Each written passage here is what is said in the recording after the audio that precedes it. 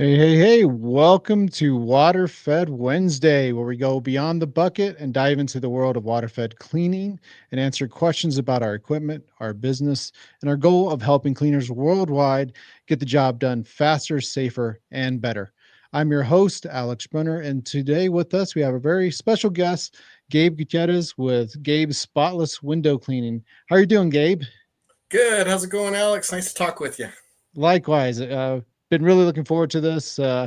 If you're a member of the window cleaning and solar panel cleaning community, especially window cleaning, no doubt you've heard of Gabe or come across Gabe in interactions at the IWCA events or into the flow. And we appreciate your positivity, Gabe, that you bring to the industry. So, really looking forward to this conversation we have. Oh, thanks, Just man. Appreciate that. absolutely. If this is your first time, though, checking out Waterfed Wednesday, you can check out our previous episodes, typically on our Facebook page. Looks like we're having streaming issues to our Facebook page, but you definitely could watch this previous episodes at our YouTube channel. It's at Tucker_USA. And like I said, our Facebook page is RHC Tucker Pole Systems. So, Gabe, we got a whole line of questions so we can get to know you better and the many things that you do. Obviously, you're the owner of Gabe's Spotless Window Cleaning, the founder of Squeegee U, and also IWCA board member. I don't know how you do it all, but here you are. So we I definitely look forward cry. I to cry in my pillow late at night. That's how I do it. go right on. Well, Gabe, let's get into this. So let's know more about Gabe. Tell us about your journey, how you grew Gabe's Spotless Window Cleaning from servicing a few businesses in town to an award-winning company in Tucson. Yeah. I mean, I started like many people my age, anyway. Started right. You just hear somebody say, "Hey, you can make a lot of money cleaning windows." You buy some equipment and you start trying to go pick up some accounts. In my case, I had a friend who was a window cleaner. And my wife and I had talked about maybe starting our own business, doing something. We really hadn't pinned down anything in particular. And I knew he had his own business. So I was asking him for general business advice. But he's like, "Well, you want to be a window cleaner? I'll train you." He's like, "I have some smaller accounts I don't want anymore. I'll sell them to you real cheap, sell the equipment to you real cheap. You'll have a route, within a week or so." And I was like, I kind of got scared off, to be honest with you. It was a little too much. All at first, I was just kind of I was fact finding at that point. But then I talked to my wife about it. She was like, "Let's get some more information." Sure enough, we took his offer, and I had about 600. It was enough accounts to make $600 a month. So it was basically one small route, right? And of course, this was back in 1999, so the prices it was a lot different as well. But it took me, I'd say, about 6 months before I felt proficient enough to say, "Yeah, I think I want to do this." And after doing commercial for about a year, I started branching into residential, and that's really when my business took off. I've always had customer service skills. I've always been, working for banks or working for fast food or working for a call center. So I've always interacted with people really well. And once I went to residential, that became a strength. And I immediately made connections with my customers. I focused on one little community that was near where I lived. And pretty soon, I'd say within a couple months, I had the majority of houses in there. I was cleaning residential. So it was a really nice opportunity, kind of one of those fluke things, I think, to be able to be living where I was, have access to that community, and have the opportunity that I did. But I took advantage of it for sure. And then once I started getting bigger, I expanded to the rest of Tucson and went down to other subdivisions that are around Tucson. And then it was time to hire. So I hired, made some bad decisions in the beginning, let the guy go, went back to being by myself. And then it was like, I just can't keep up with this pace. I got to hire. And so I did it a little smarter this time. I took it slower. I raised my prices. And then that's when I found the IWCA. And right in that time where I was wanting to grow, but I didn't know how to grow. And I went to my first convention in Phoenix. Didn't know anybody, didn't know anything. Didn't know what to expect, made some connections there. Then I went to San Diego the next year, and that was the one that I actually went in with a plan. I took classes. I was asking around for people who were in the position of where I wanted to be. And that it was for sure that one that I fell in love with the IWCA and with the people who are members there, because so many people just, I mean, gave me knowledge and just, unselfishly just took time. So one guy took me to lunch. Another guy who taught a class stayed with me for another 30 minutes after his class was done just to talk with me. And that's really when my business grew, for sure. And it needed to, because I had a daughter, and before I'd always viewed the window cleaning as a side gig, but now it actually had to provide for my family. And so I really needed to buckle down and learn how to be a serious business person. And after that, it's just kind of been no looking back, for sure. Awesome. A lot of gems in there. I really do appreciate the IWCA or these other events because of that networking. Or like you did, you reached out to someone that's already is an established cleaner. Sometimes people want to avoid other cleaners, but just go up and shake their hands and get to know them, and you'll be surprised that they were just like you before, trying to get information. And that's what you find at these events. And the conversations I would overhear, even at dinner, you have somebody who's just starting and have somebody that's been in the business for such a long time, and they feel like there's a brotherhood, and they're just going to want to give that expertise to them. And it's a huge thing to see. Well, and that's what really stood out to me when I went to that San Diego convention, because I'm old school. I grew up with pre YouTube, pre Facebook, I didn't know any other window cleaners other than the ones that were in the area that would even want to talk to me, right? And so once in a while, I'd get hired to be like a subcontractor on a bigger job by another window cleaner. I'd get to know him a little bit. I'd be able to observe him, but that was it, right? I mean, nobody talked. Nobody wanted to share their secrets with their competitors in town. So any little scrap I could get, I was just, oh man, did you see what he did there? Oh, and I'd start practicing it, trying to learn it to see how I could better my skills, and be more efficient. But then I go to the IWCA, and people are literally like, almost like, I'm exaggerating, but lining up to tell me things, and to share with me the things that I've been wanting to learn all these years. But I didn't want to ask, because I didn't want to come across as rude or pretentious or almost act as if, I felt like entitled to something, because that's a total opposite experience that I had. I was always just struggling to get little bits of information wherever I went. And, but at the same time, I think that's what informs my work, because I am curious, and because I am looking for the reasons behind the things that happen. And that's because I had to scrap for every little bit of business information that I had. I'm not a businessman. I never went to college to learn how to run a business. So I had good customer service. I was a hard worker, and I'm honest, and I want to try to do what I can to make sure that customer feels good about the money she just paid me to do the job, right? That's what I had going for me. But as far as being efficient, as far as running the business the way it should, I owe all that to the IWCA. And it was just definitely taking those classes that are available and networking with people who had much more experience in that area than I did. So just priceless, really. Awesome. Awesome to hear. We got Jamie Hallman chiming in. Gabe's the man. I agree. A good friend, Cole over at Wild Pressure Washing Services, checking in. What up to you? Hopefully you're having a great day. Gabe, so we were talking about, obviously you got gained a lot of wealth of information from the IWCA and all the other previous cleaners.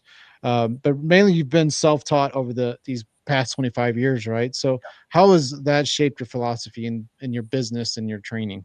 For sure. I think what it's taught me is to not take things for granted.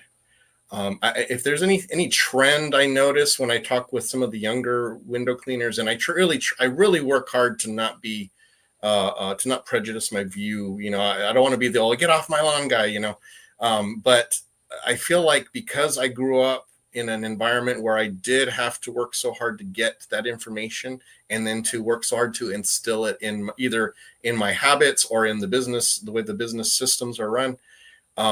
I don't take that information for granted. And when I would hear something, I would kind of lock onto it, either write it down in the notes or just try to remember it as best I can so I could think about it later.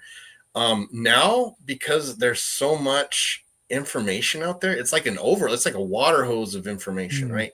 You can learn all kinds of stuff about window cleaning by going to YouTube, by going to TikTok, by going to Instagram, by going to Facebook, by being in all of these groups. And I think there's a lot of wonderful things about that inexperienced window cleaners have access to really important information. But within that is so much garbage, right? Oh yeah. either just people wanting to troll the new guy, or people giving bad information, bad advice. Some of the advice I see them giving these young guys who just starting out, I'm just like, no, don't tell them that. It's going to cost them thousands of dollars in damage, right? And I think for the most part, it works out. But it is just, when I find the nugget of something that actually means something, that you can see the importance of it. I really value that, and I still do to this day, because I'm still learning. Even though I've been doing it 25 years, there's avenues of window cleaning I don't have a lot of experience in. Like right now, the big thing is the swivel squeegee. I can absolutely use a wagtail or a Mormon. I can do that. I'm still working on my 0 degree. But then I watched someone like Jeremiah Hickey. We just did some filming with him, and it is like an extension of his hand, right? He's working on a window that's 20 feet up, and it's just easy. And that's how I am fanning, right? I'm fanning. I don't even think about when I'm fanning, but I was watching him while he was doing it, and I was learning, because I'm like, I want to be as good as that. That's how I want to be eventually. Can I get the job done? Absolutely. Can I look as smooth as that? No, I can't, not yet, but I'm going to get there, but I think it's that curiosity with a lot of the new people who come in. They get so much information. I think they struggle to see what's important, what actually has value. And I think they cling on to the shiny stuff, and which is why that's kind of my biggest pet peeve with TikTok, because it's always about the money, right? Oh, I got this big money ticket job here, and I'm pulling in $1,500 a day. Can you do it? Absolutely. I've pulled in $2,000 days, right? You can absolutely do that. Is it going to happen every single day? Probably not, right? But that's what attracts the young people, instead of how can I learn the foundational things that will help me to be efficient long term, so that my business can be profitable for the long run, not just for a short period of time and then I run out of gas because I run out of customers. So that's how I think the old school mentality informs me. But I really try to make sure I don't close myself off to new ideas. And when I see a young person, like especially with software, I've seen some young guys who come up with some pretty cool software. I try not to close myself off to that. I definitely know what I can use and what I can't. But if someone has a really great idea, I want to try to be as open as possible, because I don't want to miss the nugget, right? I don't want to just toss it aside just because I think, he's only been doing it 2 years. What does he know? You might have found something that, all of us all over these years didn't find. So, you just never know. So yeah, just try to be real precious with the bits of information that you can discern is important and valuable. Very, very good and very true. Absolutely. Going on to talking about efficiencies and the training, I wanted to talk to you about Squeegee U. You founded Squeegee U to share your technical expertise. So, what motivated you to launch that training platform? Well, it's exactly what I was just talking about. This is a good lead-in for Squeegee U. I want to make sure I eliminate the impression that somehow I'm the best window cleaner. I know the best way to clean windows, and this is the way you can clean it, because it's not geared towards established, effective window cleaners. I'm not telling anybody how to redo their business, or that they're doing anything wrong. That's not what it is. Squeegee U is a school to teach the fundamentals of window cleaning, and my audience is more so either the brand new window cleaner, the guy who started his business 5 months ago, 6 months ago, and is realizing it's a little bit harder than what he thought it was going to be, and now he wants to get better. The businessman who's been in business for 2 months, or I mean, for 2 years, 3 years, has got the skills down, but now is struggling with their business, doesn't know how to grow it, just kind of like where I was at, just 7, 8 years ago. Those are the ones that I'm really targeting, because I just like with window cleaning, if someone pays me $500 to clean their windows, I want them to feel good about that, right? I don't want them to feel ripped off. So that's the attitude I take into Squeegee U. I don't want customers or clients. I want people who can genuinely benefit from the course material. So right now, we offer in-person training, either by they coming to me, to my office, or I go to them in the field. So we have a week-long course, we have a 3-day course, we have a 1-day course. And then we teach, things such from the fundamental training techniques, which we do at the IWCA convention, the Ed basic window clean technique. That's a lot of that is from my class. So again, it's very basic, it's very fundamental, but if you can master the fundamentals, then when you start kind of, because everyone evolves their own style of window cleaning, right? We have some things that are very similar, but from the way you hold your handle to the way you move the squeegee across the glass, you're going to do what's comfortable for you. So I'm saying, hey, do whatever you like and whatever works best for your way of thinking, your way of movement. But if you can learn these basic fundamental methods of pivoting properly, how to hold the squeegee, how to run it across, knowing how much water you should have on the glass before you run your squeegee on it, just kind of fundamental things that I know I didn't know about. I had to learn the hard way. Learn that at the beginning. It's going to make your window cleaning journey so much easier, So we just filmed 2 modules of classes. So the goal is Squeegee is going to have 5 modules. It's going to be the fanning technique and other basic things. It's going to be polling is module 2. Module 3 is going to be water fed. Module 4 is going to be customer service and etiquette. And module 5 is running a business.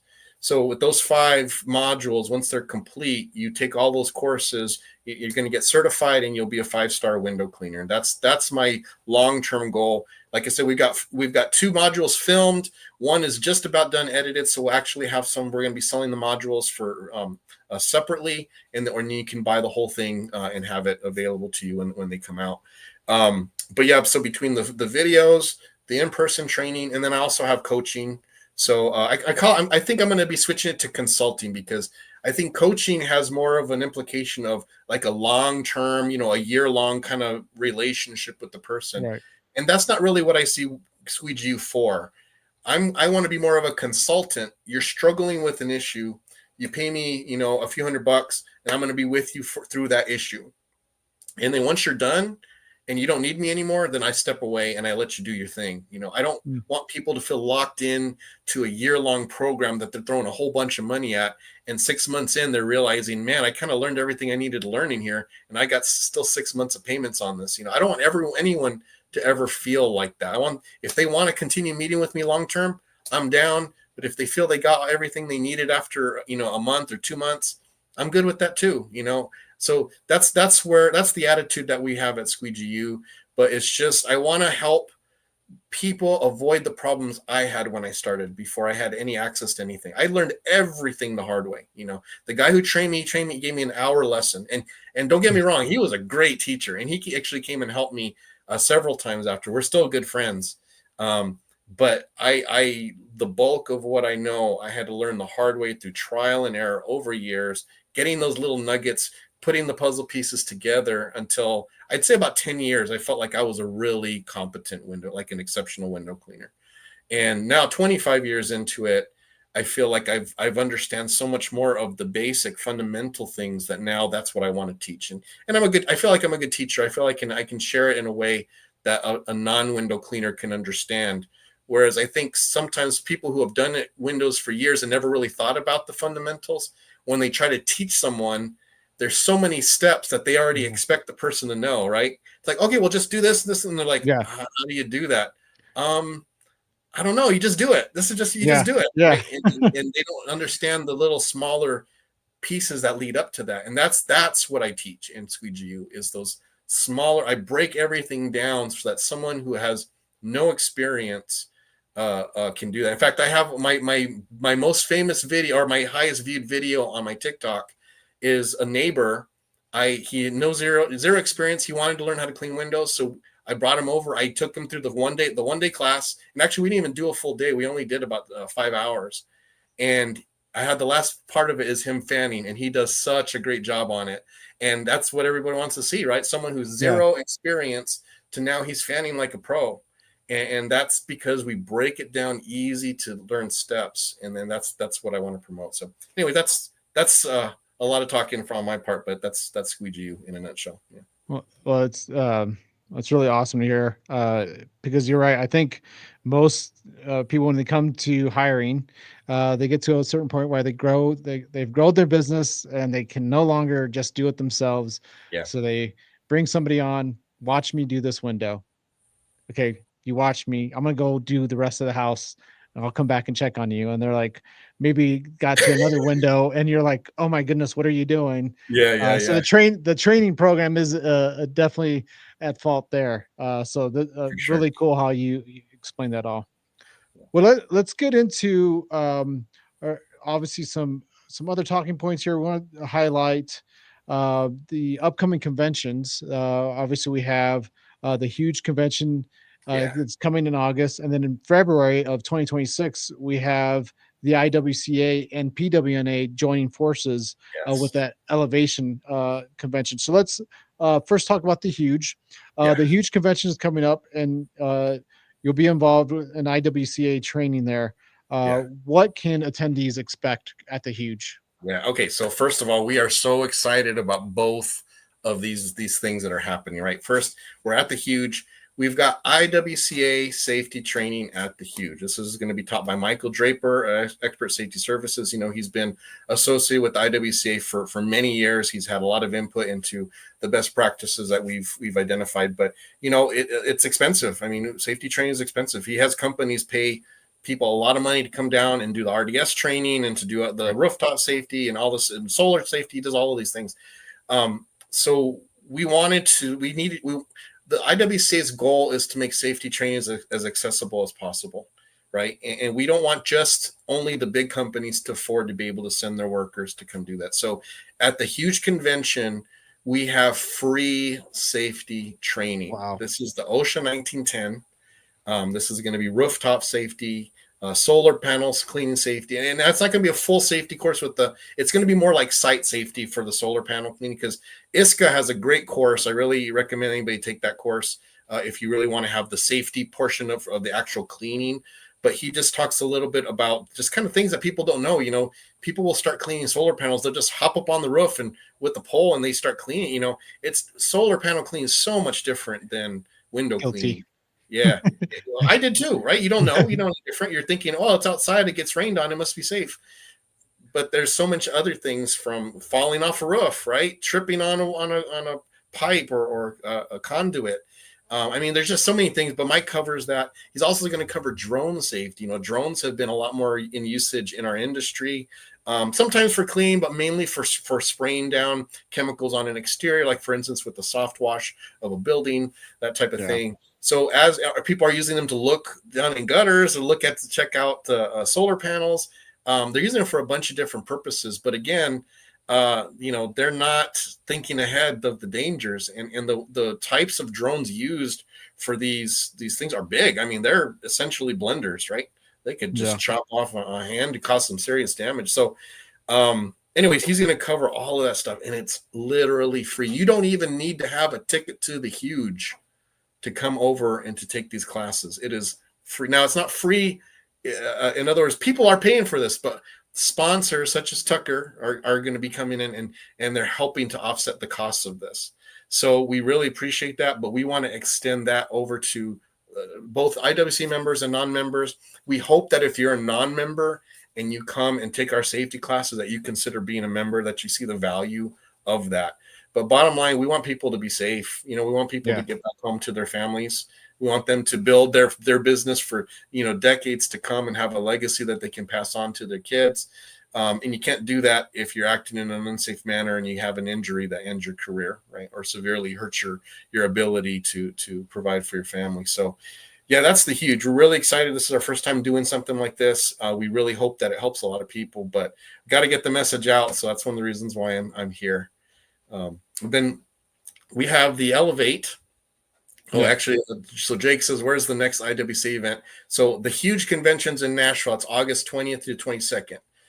So that's coming up in this next month, and that's going to be IWCA safety train. So now we're talking about the Elevate, right? So this is the merger of the PWNA and the IWCA conventions. Really excited about that, and the reason why we're even doing this is because over the years we've just seen the overlap, right? I mean, Absolutely. I introduced pressure washing into my business about 3 years ago. Never had done pressure washing my whole life. Saw the value in it and offering as an upsell. And I'm not alone, right? And there's pressure washing companies that are now adding window cleaning on as an upsell. As they pressure wash the sidewalks, the windows get dirty. They say, hey, we can clean the windows for you after we're done for an extra amount. So it's just a natural, as the two industries are slowly kind of coming together, right? And media and having the same services, it just made sense for us, two organizations, to be able to come together and merge this conventions. We're really working hard to keep we want to have our own identity still. We have both of the organizations have a lot of history, and we want to keep that history. But just the value of, and instead of having one company sending to two different conventions, right? Yeah. The expense of that. Because like last year, I sent my guys to PWNA training at the IWCA convention, right? So it's happening. It's just now we want to make it official, and it's just going to get better and better each year. I mean, this is going to be our first time doing it, but we can see that as the years go on, this is going to become a very powerful force to help companies, one, be safe, but also learn how to do their jobs better and to be more profitable, for sure. Yeah, I'm really excited and looking forward to it. And to go I just pulled up the website here just to make sure I have the right date. So the IWCA and the PWNA Elevate convention is going to be February 18th through the 20th, 2026. And the location is going to be the Doubletree Hilton Hotel at SeaWorld. So in Orlando, Florida. So this is going to be a great venue. And then, you know, you can go there. Obviously, bring your family. I'm sure they'll love a trip to Orlando at SeaWorld. 100%. So, but truly looking forward to that. You're absolutely right. That both of these, business types, industries have been melding together for the last several years. Whether you're a window cleaner taking on pressure washing, pressure washers taking on window cleaning, and definitely need to think about your safety and the safety of your employees, because no doubt we see those posts where someone who's gotten seriously hurt. I know somebody that I typically will see at the conventions, saw on his Facebook a few months ago, fell off a roof. Just took that one step. That they've been on the roofs. They showed themselves on roofs. Didn't have the harness or anything, and just one little slip, and there you go. You're out of commission. Thankfully, it's just out of commission and not dead, because we hate to see those events. And I think Steve Williams with ISCA posted recently that there's the first recorded death with solar panel cleaning, which is Yes. something you hate to hear. So Yeah. please take safety training seriously. And if you're going to be in the Nashville area, the huge, take this opportunity to come in and learn some important life-saving education. And especially if you're a single owner operator, a lot of times when you're just working by yourself, you might have a more lax attitude towards safety standards, and you might just think, well, OSHA doesn't care about me, and oh, it's just, I've done this 100 times, whatever, all the different reasons why we have to not be safe. But the bottom line, and this is the thing that I try to emphasize every time I come on to any type of podcast or interview, your family deserves to have you come home, right? And so, yeah, you may feel like you're, got it all under control. One slip and you're paralyzed. And now who's maybe a large portion of the income of your family is now gone, right? Yeah. And now your hospital bills are sky high. It's just how many GoFundMe's have we seen in the last years, from ladder falls, from fires, from electrocutions, stuff like that some of it can we prevent all injuries? No, absolutely not. It's always going to be happening, right? We live in a crazy world. But the stuff that can be prevented, right? We should absolutely prevent it. And that's the thing that we just have to remember. It's not just us. Our family is involved. If we work for a company, the company can be affected, right? If we own a company, I mean, that could put us under. And there's just so many things that we have to consider. And if it's just safety training and then following through with that, man, I mean, it can mean the difference between your family having a great a life and being provided for, or it could be struggles for the rest of your life. So just be smart, be smart. All right, we have SoCal Solar chiming in on Instagram. We have to. It says tuck YouTube, but that's just issues with streaming. But 100% true. He's inquiring. Well, it'll be awesome to have a California trade show. I don't know if that's ever in the works, but they're adding their 2 cents in. Yeah, we had it at San Diego 1 year. So I mean, it's been a while for sure. I think COVID kind of messed up the whole where we were having it, because I think we were swinging back and forth in the country. But then when COVID happened, it was pretty much Florida was the place that, and Vegas were the places that were allowing us to still meet. So I think we're still kind of in that mode for sure. But yeah, I personally, being from Tucson, Arizona, would love to have a California trade show. That'd make my life so much easier. Yeah, save me a lot. I mean, Vegas is. I drive up there. It's only about a 7 to 8 hour drive. But of course, I was also taking equipment with me. I definitely think that can be in the works. So I'll definitely bring that up to the board when we discuss future sites. Awesome. You got the right person here to ask. So wow, it's already our local time 4:04. Maybe chime in the comments if you'd like to see this Waterfed Wednesday to go to hour-long episodes, because we have so much information that we talked about possibly discussing and weren't able to get it to it all. But if you wouldn't mind, Gabe, just hanging on for a few more questions. I am more than happy. I'll stay as long as you need. Like I said, I'm used to doing an hour of these, so Okay. I'm fine. Right on. I want to talk about Into the Flow.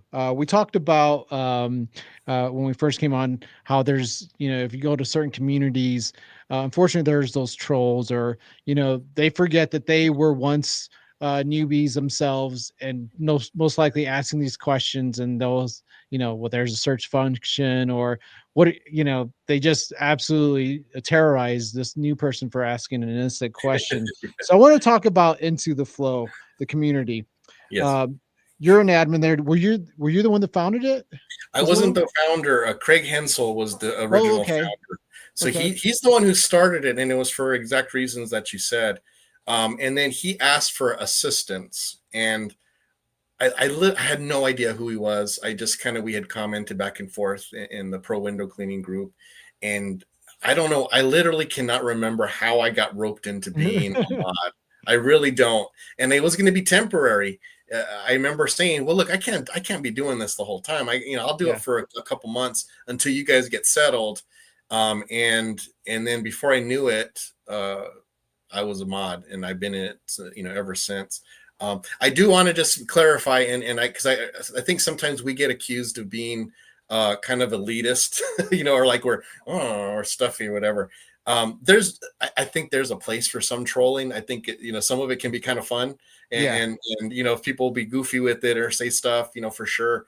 And there's some people who are on purpose will say stuff just because they want people to kind of rag on them. So I don't want to say, hey, you can't have fun, and that's not what it is. And I think that there's still value in all the different groups. I'm members of a lot of different window cleaning groups for sure. But Into the Flow, we really we don't allow like serious trolling, right? I mean, we'll joke here and there, and we'll allow someone to say something kind of funny or whatever. But we want this to be a place where someone, whether you're a new window cleaner, an old window cleaner, can ask a question and get an actual answer, right? That you don't have to sift through 50 questions or 50 comments of people making jokes or saying something that's not helpful, and then you finally find the one comment you needed to hear. We want the answers to be 10 to 20 comments of actual useful information, right? Or shared experience, or people having a discussion, even differing opinions, but they're able to have that discussion in a respectful way where information can come out that can actually benefit other people who are reading it. That's always our goal. Do we always hit it? I mean, look, it's the internet, right? Right. We do our best. We're not perfect mods by any means, but we really do clamp down on anything that's going to be derogatory, or, you know, we don't allow political discussion in there. We don't allow a religious, although we do allow expressions of faith. You know, if people want to say something that it's just, that's a personal expression, we allow that. It's like we don't allow anything, but we just don't want to get into religious arguments, right? We don't want to get into to things that are unnecessarily divisive, because we're a window cleaning community. Yeah. And as a result, I feel like we, you know, we're not for everybody, and we don't expect everyone to like us, and that's okay. But we feel like the people who do, we call ourselves flomies, and we feel like if you're a flomie, meaning you're an active participant in the group and you're been a member for a while, you want to help other people, and that's really what we've worked to build, is a community of people who want to help other people. And so as a result, it's kind of grown into, we have a not a philosophical, a philanthropic part of ITF. We'll have fundraisers. Tucker's always been a wonderful support for any fundraiser that we have, where someone has been injured on the job, or someone has been sick. You know, we had someone who had cancer. We raised some money for him to help him get through his cancer treatment so he could get back to his work once he was better. I mean, just a lot of different things that we've been able to help. I mean, we can't save everyone, obviously. You know, we don't get paid for this. I'm doing it just because I believe in ITF. But overall, I feel like we attract people who genuinely want to help others. And if we can give them the opportunity to share their knowledge, their experience, their know-how, whatever it may be, that we can help everyone to kind of feel like this is an environment I can ask a question and not spend half of my day answering people who are, you know, saying bad things to me, you know, basically. That's its start. And like I said, we're not for everybody. We get it if you may be a little, you know, you'd like to say some things and you're upset that we deleted your comment because it came across as negative. I get it, you know. But there's other groups that do that, and I don't think there's anything wrong with those groups. But for me, that's the environment we wanted to create and make it where people could come and, you know, find that support, find that group, and we've grown. I mean, we've grown quite a bit. We're definitely not you know, in the tens of thousands of members, but I feel like the members we do have are fairly active and willing to help. You know. So. Yeah. Last I checked, I think you're just under the 1,300. So, but like you said, 1,300 members that have a strong sense of community. So that's what we love to see. Moving around here, wanted to talk. Obviously, that we're a water-fed company, so just wanted to talk about. So how are you incorporating water-fed poles versus traditional squeegee work, and how does that influence your customers or the training that you do?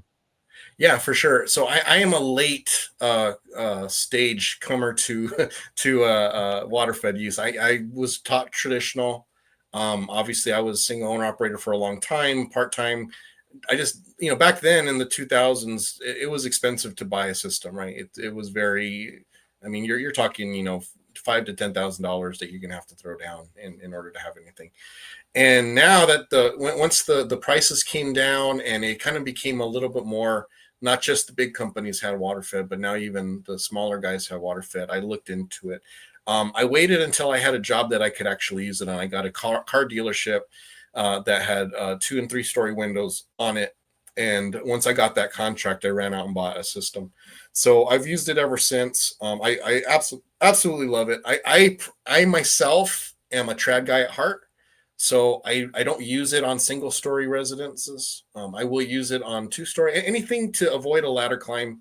We'll typically use it. Now, if there's need, like for instance, if the house hasn't been cleaned in a long time, I feel like there might need to be some scraping or scrubbing. I'd much rather climb up on the ladder and take care of it than put it, you know, stuff on the brush to, you know, or chemicals or whatever to make it. I know there's guys who do that really well and they're very good at it. That's not my level of expertise. If it gets to that, if it's more than a maintenance clean, I'm going to ladder up and get it. but it has cut down on a lot of our ladder climbs, which I feel very strongly about. So we use it on a lot of residential, pretty much all commercial when it's 2-story commercial. And sometimes when it's single story, if there's like a bunch of them in a line, especially when the sun's hitting on it, Oh rather yeah. than my guys trying to fight the sun and having the water dry on them, we'll just water fed that whole side. So that's one definitely where we'll do that. So yeah, I mean, I love it. You know, we have Tucco Bravo. You guys had that cool sale, so I grabbed one, which I really like. And all my brushes are Tucker. So that's kind of where we're at. As far as like safety, I feel really strongly about the insulated bases. So that's one thing I've appreciated about the Tucker poles is all of them, and you don't even advertise it really. It's just it's there. So Yeah. I think that's really, really important. You know, with the interview we had with Jason Knight, you know, he was saved because he had an insulated base that saved his life. And so, yeah, I'm a big proponent. I think that we're getting that where there's definitely a lot more testing that needs to be done and a lot more understanding of that. But we do know if you follow some safe practices, right? Don't put your pole up when there's a power line that's right by. You know, you understand your radiuses of where that pole is going to Yep. go. That you understand arcing. That just because it's not touching the wire doesn't mean you can't still get an electric shock. You know, all that stuff. As long as you're following that, we've got the gloves, you've got the shoes. You know, there's a lot of things that can be done. So my philosophy when it comes to safety is don't be lazy, right? Yeah. If you've got to Yeah. walk to your truck to get the gloves, go get the gloves. You know, if you've got to lower your pole to move it to another section to avoid that power line, lower your pole.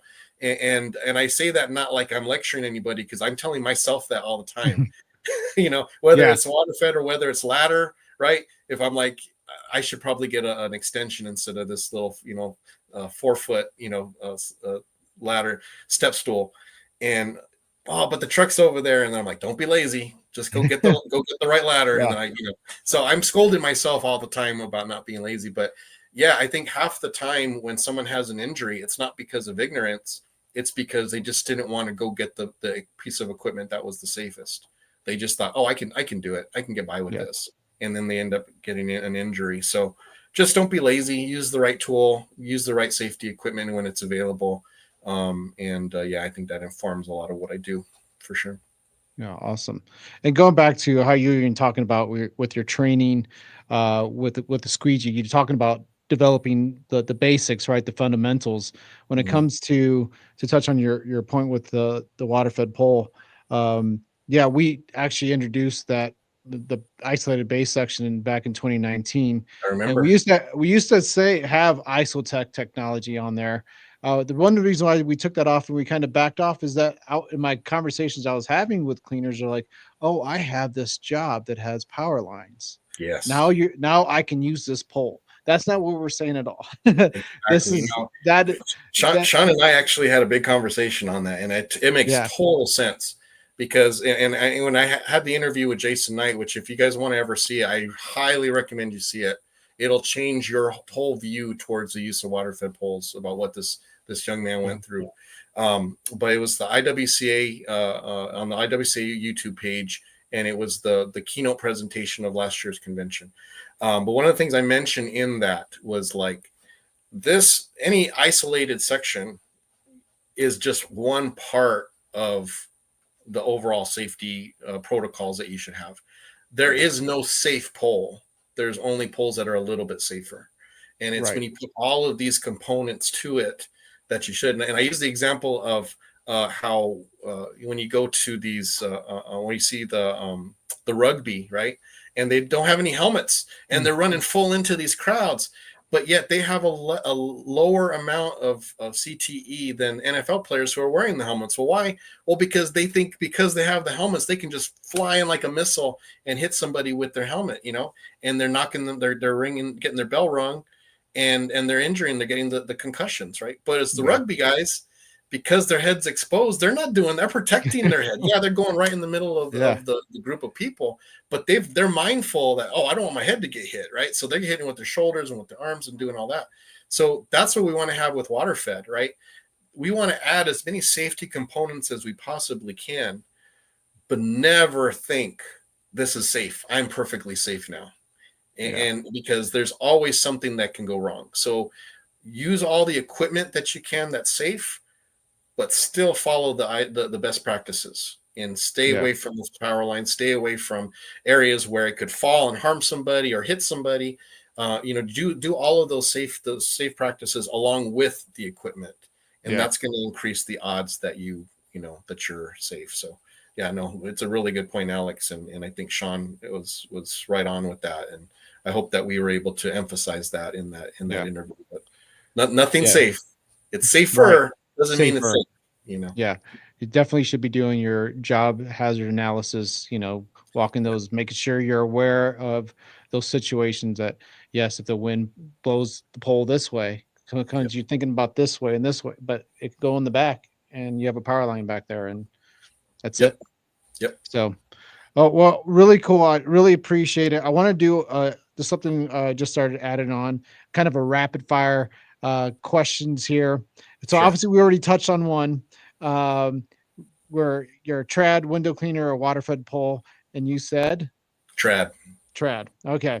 Your favorite safety tip? Don't be lazy. Love it. Morning motivator: coffee, walk, or a run? A run. I feel so good if I get a run or first thing in the morning before doing anything. It's awesome. Yeah, I used to run. I feel like I constantly get myself injured because I push myself. So I've been doing a lot of walks. I think I did 1 week where I walked 39 miles, in which I've already made myself injured a little bit. But oh my goodness, but you're right. You feel so good when you get out there. And at the early morning hours. If you're not a runner, a 20-minute walk that has the same effect. It has literally the same effect on your body. You don't have to. I do enjoy running. In fact, at all the conventions, we usually form a running group, and we'll start early. It's like 5:30. So, if you're not a morning person or you're wanting to do something late, I get it. I'm not a night person. I love waking up early and getting to run in. So anybody wants to join me, I always, we have a nice crew running the very scenic areas wherever we go. So that's pretty cool. Cool. So at the conventions, make sure you hit up Gabe for the early morning runs. And that's right. If you have an opportunity, they'll often have the Flomies get together for dinner. Yes. Absolutely recommend doing that. All right. Biggest misconception about window cleaning? I think that is something you can pick up, and it's not so much with the old school guys already know it, and they've done all the hard work, but a lot of the new people who come in, especially like I said, they're watching TikTok, they're saying, oh, I can make all this money. And they think within 2 weeks, they're going to be a window cleaner. And it's just not. Even with the water fed system, there's so many things that you have to learn. So I think that's the biggest misconception for non-window cleaners, is that somehow it's just, you pick it up like that. It's easy. Yeah, absolutely. Last one, wondering if you have a dream project, maybe you haven't done: commercial, high-rise, historic building, or something unexpected. What's a dream project? I don't have a specific building. I love historic houses. Absolutely love them. I have one. It's called the Franklin House. It was 1870s, 1880s, something like that. It's an old house. Windows are all over 100. The glass is over 100 years. All original glass. It's the wavy glass, nice and thick. Wooden frames. They've kept it immaculate. They've kept this house up beautifully. They have us come in once a year to do the window clean. They only trust us to do it. I love anytime I get to do a historic house. I'll go do the research on it. I'll look up, stuff on what's the story. Because Tucson, we were a territory long before we became a state. So a lot of these houses, especially in the downtown area, that was the old territory houses. So, some of them 1800s, they were housed by, generals lived in there. Oh, wow. The early mayors lived in these houses because they were the ones who had the big houses. Everyone else lived in tents or lived in small kind of wooden cabins that don't exist anymore. So I absolutely, and I love old glass. Every time I see wavy glass or I see anything that's you could tell is handmade and not machine made, I get real excited about that. I love to inform the customers about it because they don't know that they have this really special glass in their home. But that's definitely my favorite for sure. Awesome. Really cool to have this opportunity to sit down and chat with you, Gabe. I really appreciate your time. And no doubt anyone who chimed in and watched enjoyed it as well.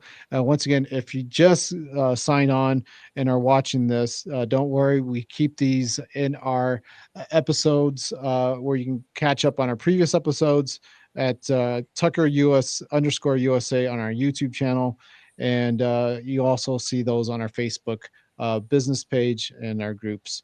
So thank you, Gabe, again for joining us. And for all of you, we look forward to having being back here next week for episode 27. So stay tuned for that. All right. Thanks, Gabe. Thank you, Alex, and thanks, Sean and Tucker as a whole. I love you guys, and keep up the good work. We appreciate it. Thanks.